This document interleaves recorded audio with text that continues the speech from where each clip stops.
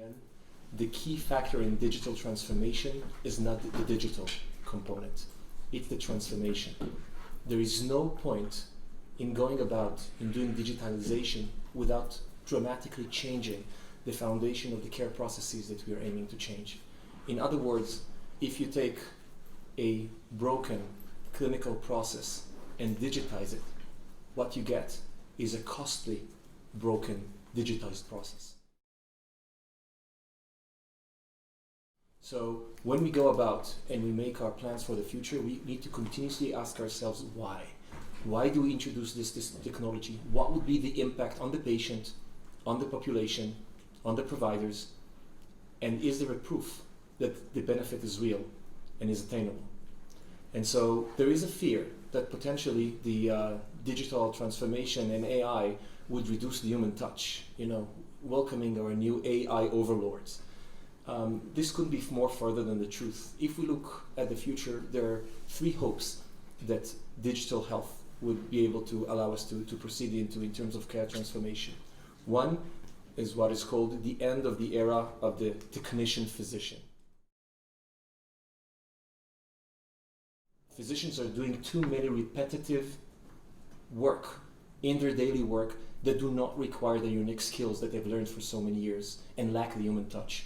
AI can augment them and take the beginning, the co-pilot seat, and at the end, the pilot seat in some of these repetitive tasks, freeing the physicians to do the things they actually need to do and go back to the most humane components of care.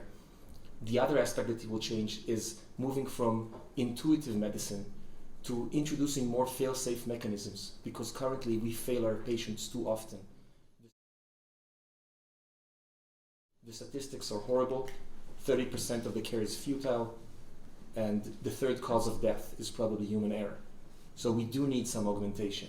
And finally, the digital transformation would offer us an opportunity to move away from the tyranny of reactive therapeutic medicine. Bring us truly to an era of population health, of proactive preventive care, where assisted by the data and the AI, we could locate those patients in need of care before they become gravely ill, before they become symptomatic, before the pathology is entrenched and non-changeable and intractable. And by doing this, we will allow ourselves to go back into preventive medicine that will be both sustainable and effective.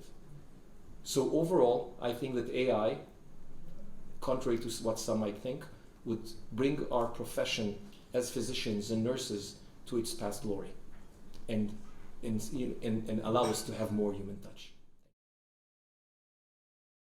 Point, and let's take one example. When you approach your provider, let's talk about a physician, and you approach him or her and you spend how long with her in the room? 5 minutes? 7 minutes? In most cases, this is the reality. What do they do in most of this time? They look for information, they type, and if they have to also interpret some tests, they spend most of the time. How much time do they have to allocate to listen, to approach your needs, to take care and to tailor the care that should be provided to your preferences, to your needs, to your beliefs? There's not enough time and there's not enough effort that is located there. If you take away from that meeting all of the technical aspects of it, the canvassing for data, the data will be brought to the physician in an abstract way that allows them to make inferences more quickly. If all the typing would go away because of simple things today, now voice recognition, etc., and he would not have to type his way into this account and actually have eye contact with you throughout that process. If instead of looking at your x-rays, take the physician in the emergency room that have to spend hours just looking at different x-rays, machines do it better than humans today.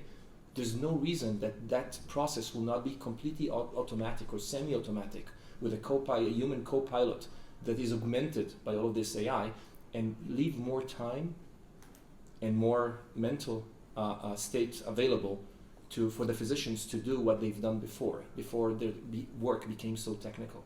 So I think these are the very practical examples that we are now doing today. Think about the need to read a CT scan. There's so many different images that you have to go through, sift through in such short time. If you take the x-rays done in the ER, most of them are never read. Nobody actually has the time to even look at them. So by automatizing those processes, by making all of the technical work go away, we will actually regain, as physicians, as nurses, as allied health professionals, our ability to create human touch and tailor the treatment to the patient and do it in the humane way. So these are the more practical examples. And in practice, in where I come from in Israel, and at Clalit, we have several of these already happening and ongoing. And this is truly a game changer when you do it correctly.